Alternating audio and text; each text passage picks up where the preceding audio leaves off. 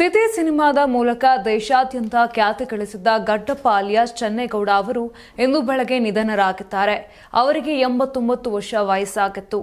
ಮಂಡ್ಯ ತಾಲೂಕಿನ ನೋದೆಕೊಪ್ಪಲು ಮೂಲದ ಗಡ್ಡಪ್ಪ ಅವರಿಗೆ ಕೆಲವು ವರ್ಷಗಳಿಂದ ಪಾರ್ಶ್ವವಾಯು, ಹೃದಯ ಸಂಬಂಧಿ ತೊಂದರೆ ಹಾಗೂ ವಯೋಸಹಜ ಅನಾರೋಗ್ಯ ಕಾಡುತ್ತಿತ್ತು. ಚಿಕಿತ್ಸೆಗಾಗಿ ಸಾಕಷ್ಟು ಕಷ್ಟ ಅನುಭವಿಸುತ್ತಿದ್ದ ಅವರು ಇಂದು ಕೊನೆಯುಸಿರೆಳೆದಿದ್ದಾರೆ.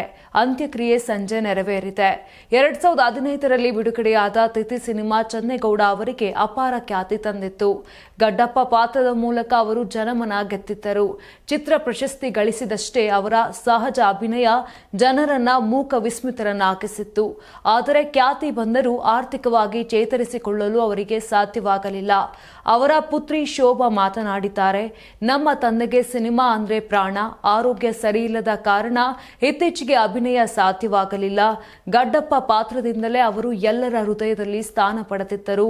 ಅವರಿಗೆ ಸಿನಿಮಾ ಲೋಕದ ಮೇಲೆ ಹುಚ್ಚು ಪ್ರೀತಿ ಇತ್ತು ಎಂದು ಭಾವುಕರಾಗಿದ್ದಾರೆ.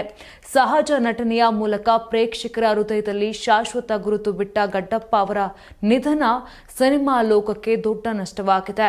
ನೀವು ಸಣ್ಣ ಆಗ್ಬೇಕಲ್ವಾ? ಅದು ಒಂದು ಉತ್ತಮ ಆಹಾರದಿಂದ ಸಣ್ಣ ಆಗ್ಬೇಕಲ್ವಾ? ಪ್ರತಿದಿನ ನಮ್ಮ ಜೀನಿ ಸ್ಲಿಮ್ ನ ಯೂಸ್ ಮಾಡಿ ಯಾವುದೇ ಸೈಡ್ ಎಫೆಕ್ಟ್ ಇಲ್ದಂಗೆ ನೀವು ಸಣ್ಣ ಆಗ್ತೀರಾ.